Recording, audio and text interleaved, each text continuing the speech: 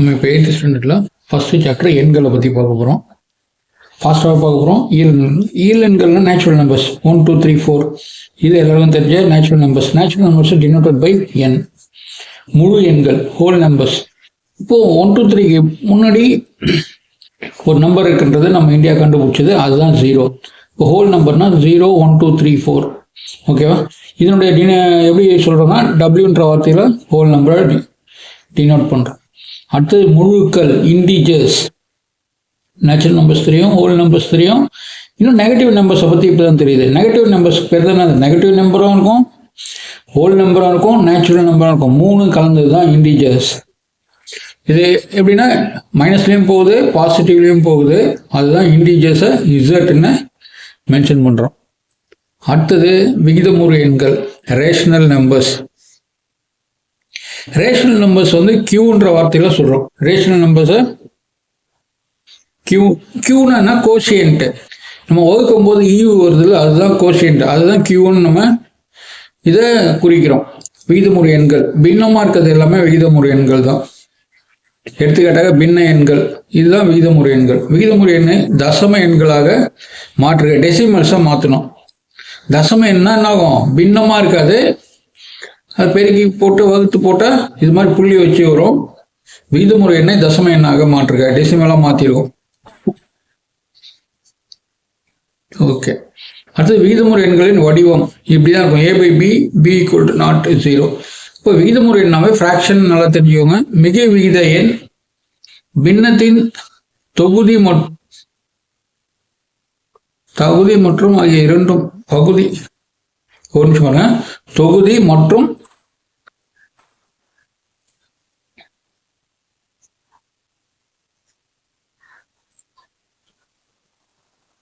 பகுதி. தொகுதி மற்றும் பகுதியாக இரண்டும் ஒரே குறியீட்டில் இருந்தால் மிகை என்னது பிளஸ். மிகைனா பிளஸ். ஒரு ஃப்ராக்ஷன்ல டினாமினேட்டரும் நியூமரேட்டரும் பிளஸ்ல இருந்ததுன்னா, பிளஸ்ன்னு சொல்ல வேண்டாம், சேம். தொகுதி மற்றும் பகுதியாக இரண்டும் ஒரே குறியில் இருந்தால் அது மிகை விகிதமுறை எண்ணாகும். ஓகேவா? மிகைனா என்னது, பாசிட்டிவ் இன்டிஜர்ஸ் எப்போ வரும்னா நியூமரேட்டரும் டினாமினேட்டரும் சேம் சிம்பிள். மைனஸாக இருந்தாலும் மைனஸாக இருக்கலாம், ப்ளஸ்ஸாக இருந்தாலும் ப்ளஸ்ஸாக இருக்கலாம். இது மாதிரி இருந்தால் மிகை. குறை என்ன, ஏதாவது ஒன்றுத்துல மைனஸ் வந்துட்டா கூட என்ன ஆகும், அது அந்த விகிதமுறை எண்கள் குறை என்னன்னு சொல்லலாம்.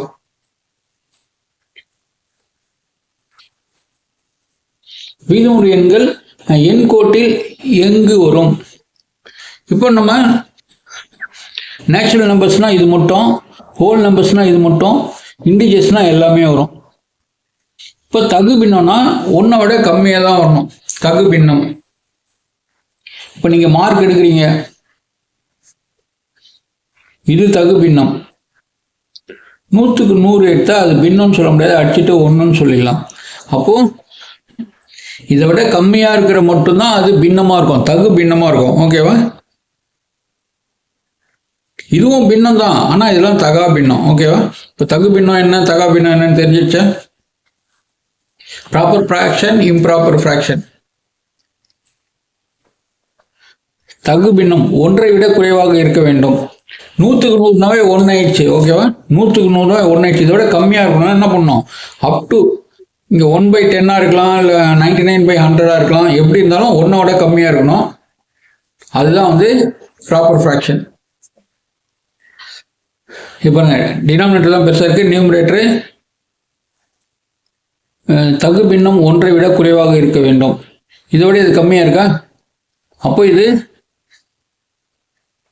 தகு பின்னம். இதை வகுக்கலாம் முடியாது. ஓகேவா? அப்போ இது சின்ன நம்பர்னு விட்டுற வேண்டியதுதான். இவை மிகையாக இருந்தால் 0 மற்றும் 1க்கு, இது பிளஸ்ஸா இருந்ததுன்னா 0 மற்றும் 1க்கு இடையில் வரும். இதே மைனஸ் இருந்துன்னு வச்சுக்கோங்க, இந்த இடத்துல ஏதாவது குறை எண்ணாக இருந்தால் 0க்கும் -1க்கும் நடுவில் வரும். ஓகேவா? தகா பின்னம் 1க்கு மேல வர்றது. இப்போ வகுத்து ஈவு என்ன வருகிறதோ அந்த எண்ணிற்கும் அடுத்த எண்ணிற்கும் இடையில் வரும். ஓகேவா? இப்போ இது எங்க வருதுன்னு கேட்கும்போது இந்த கண்டிஷன்லாம் தகு பின்னம்னா 0லேருந்து 1க்கு வரும், இல்லை 0லேருந்து. இது வந்து தகு பின்னத்துக்கு மட்டும்.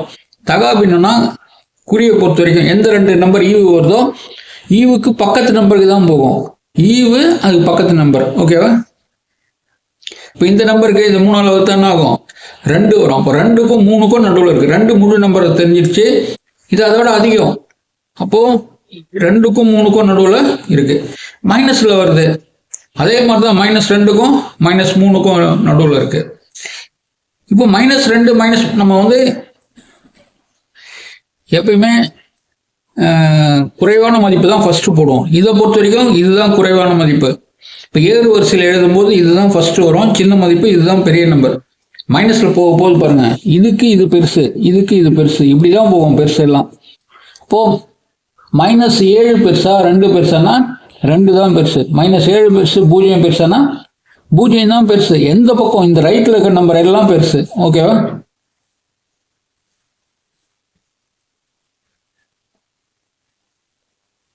சமான விகிதமுறு எண்கள்.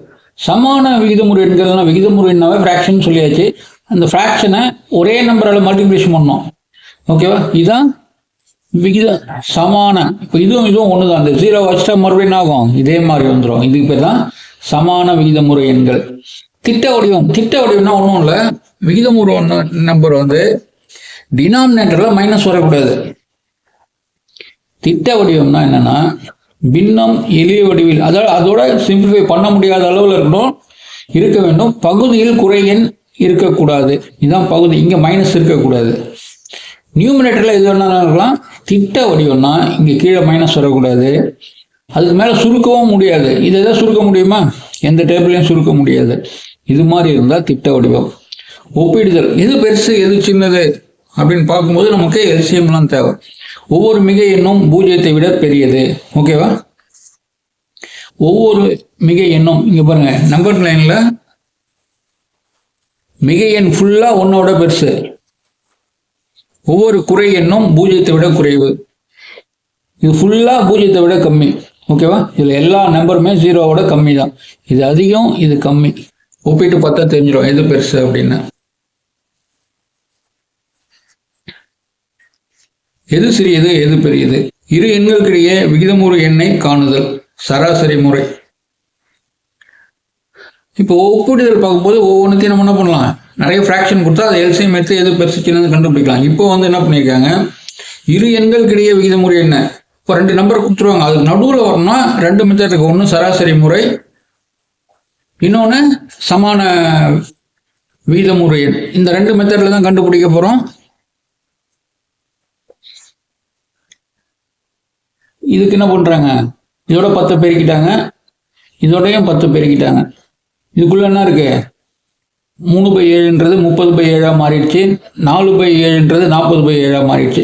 பாருங்க, 30, 31, 32, 33 இது வரைக்கும் 9 நம்பர் வருது. 9 புது எண்கள் பெறலாம். இப்போ அடுத்தடுத்த நம்பர் மாதிரி தான் தெரியும். ஆனா இதுக்குள்ள என்ன இருக்கு? எத்தனை விகிதமுறு எண்கள் வேணாலும் கொண்டு வரலாம். அப்போ 2 எண்களுக்கு இடையில் எண்ணற்ற விகிதமுறு எண்களை பெறலாம். ஓகே, இதுதான் பயிற்சி. டேஷ் மற்றும் டேஷ் என்ற முழுக்களுக்கிடையே இருக்கும். இது எந்த 2 நம்பருக்குள்ள இருக்கும்? இதை வகுத்து பாருங்க. வகுத்தா இப்படி இருக்கு. இப்போ -3க்கும் -4 இது தெரிஞ்சாவே போதும். -3க்கும் -4க்கும் நடுவில் இருக்கும். ஆனால் நம்ம சொல்லும் போது சின்ன நம்பர் தான் ஃபர்ஸ்ட் சொல்லணும். ஓகேவா? இப்போ -4க்கும் -3க்கும் நடுவில் இருக்கு. நம்ம போகும்போது என்ன ஆகும்? -3 ஃபர்ஸ்ட் -3 வரும், அடுத்தது தான் -4 வரும். இப்படி போகும்போது நான் எழுதும்போது சின்ன நம்பருக்கும் அடுத்த நம்பருக்கு தான் எழுதுவோம். இப்போ -4 -3க்கு நடுவில் இருக்கு. தசம வடிவில் எழுது. இதை வகுத்து போட்டால் போதும், வேற ஒன்றும் இல்லை. தசம வடிவில் எழுதுன்றதுலாம் வகுத்து போட்டாவே போதும், வேற ஒன்றும் இல்லை.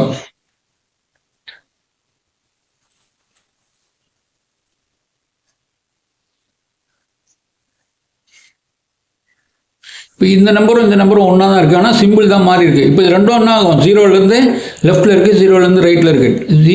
டேஷ்லேருந்து சம தொலைவில் உள்ளது. அப்போது 0த்திலிருந்து சம தொலைவில் உள்ளது. அதுக்கப்புறம் இது ரெண்டும் புக்கில் இருந்தே பார்த்து சொல்லிக்கலாம்.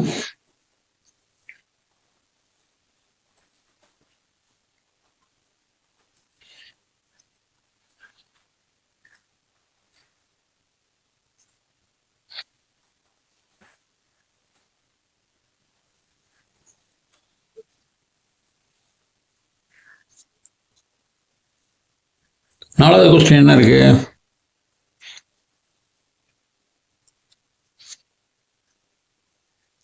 இப்போ இதுக்கு அடுத்த நம்பர் என்னன்னு கேட்குறாங்க. இதுக்கு அடுத்த எண். இதை நம்ம முதல்ல எளிய வடிவம் மாற்ற முடியும். இது ரெண்டும் எந்த டேபிளில் காமனாக இருக்கு? 3 டேபிளில் காமனாக இருக்கு. 3 டேபிளில் அடிச்சா வரும் -5/8. ஒவ்வொன்றும் பாருங்க. இந்த ஃபர்ஸ்ட் நம்பர் எப்படி வருது? 3ஆல் பெருக்கி போட்டிருக்காங்க. ஓகேவா? சிம்பிள் மாற்றிக்கலாம். ஒவ்வொன்றுலேயும் மைனஸ் இருக்கு. அதை பற்றி நம்பர் தான் பாருங்க. இதே எளிய வடிவத்தை வச்சு 4ஆல் பெருக்கியிருக்காங்க. அடுத்தது இது 5ஆல் பெருக்கியிருக்காங்க. நீங்கள் இப்போ 6ஆல் பெருக்கினா போதும். இது எளிய வடிவத்தில் இருந்து 5/8ன்றது தான் எளிய வடிவம். இது 6ஆல் பெருக்கினாக்கா 30/48. இப்போ இங்கே மைனஸ் இருக்கு. இங்கே மைனஸ்னா அடுத்து என்ன பண்ணும்? கீழே 40 போட்டுக்கலாம். 48ல் மைனஸ் போட்டுக்கலாம். ஒன்றும் பிரச்சனை இல்லை. மைனஸ் எங்கே போட்டாலும் கணக்கில் மதிப்பு மாறாது. இதே மாதிரி ஆர்டர் மேலே கீழே வர நீங்கள் என்ன பண்ணலாம்? கீழேயும் மைனஸ் போட்டுக்கலாம். தப்பு இல்லை. திட்ட வடிவம் எழுதுக. திட்ட வடிவம்னா ஒன்றும் இல்லை. சுருக்கி எழுதுறது. டினாமினேட்டரில் மைனஸ் வரக்கூடாது. சுருக்கியும் போடணும். டினாமினேட்டரில் மைனஸ் வரக்கூடாது. தான் திட்ட வடிவம். சுருக்குனா 2ஆல் தான் வகுக்க முடியும். வகுத்தா இது 29, இது 39. இங்கே இருக்க மைனஸ் மேலே போயிடுது. அவ்வளோதான். சரியா தவறா? இப்போ ஃபஸ்ட்டு ஒரு கொஸ்டினை விட்டோம். சரியா தவறால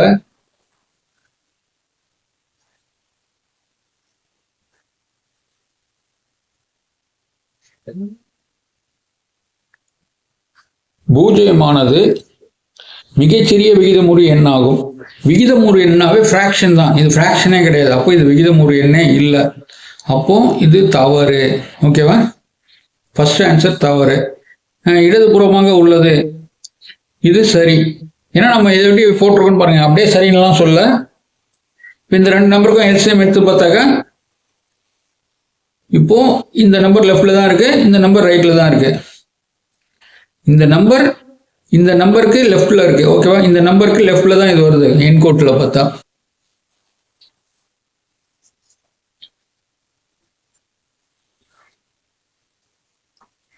அடுத்தது விட பெரியது. இப்போ எது பெரியதுன்னு கேட்டாவே நம்ம என்ன பண்ணணும்?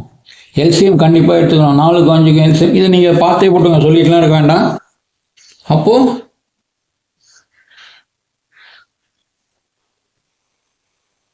இது பெருசுன்னு சொன்னது தப்பு. ஓகேவா?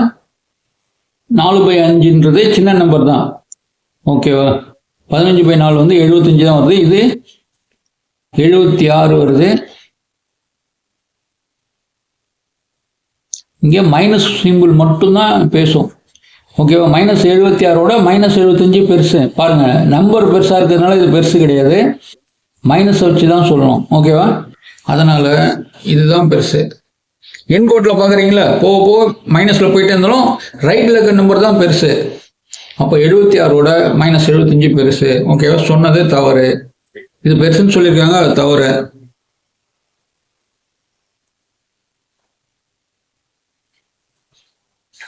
அதுக்கப்புறம் இது ரெண்டும் புக்லேயே பாருங்க. இரு விகிதமுறு எண்களின் சராசரியானது அவற்றுக்கிடையே இருக்கும். இது சரிதான். ஓகேவா? அவனுடைய விகிதமுறு எண்கள் நடுவில் சராசரிகளை கண்டிப்பாக இருக்கும். 10க்கும் 11க்கும் இடையில் எண்ணற்ற விகிதமுறு எண்கள் உள்ளன. இதுக்குள்ள என்ன பண்ணும்? விகிதமுறுனாவே ஃப்ராக்ஷன் ஆகிடும். இது எப்படி வேணாலும் ஃப்ராக்ஷன் போட்டுக்கோங்க. 1 கூட போட்டுக்கலாம். இது ஃப்ராக்ஷன் ஆகிட்டாக்கா அது நடுவில் விகிதமுறு எண்கள் உள்ளது. ஓகேவா?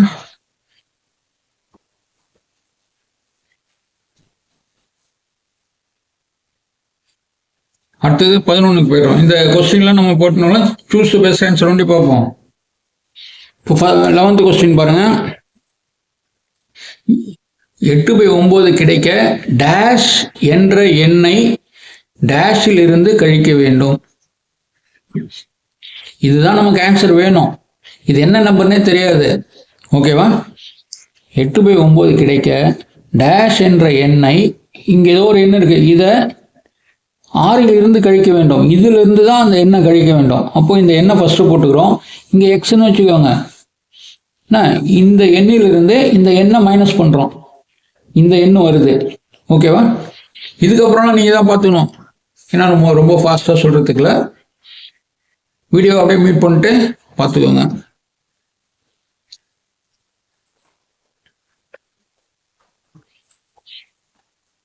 அடுத்தது, பின்வரும் ஜோடிகளின் எது சமான எண்களின் ஜோடி ஆகும்? பின்வரும் ஜோடிகளில் எது சமான எண்களின் ஜோடியாகும்? ஓகேவா? சமான எண்கள்னா எல்லாமே சமான எண்கள் தான் வரும்.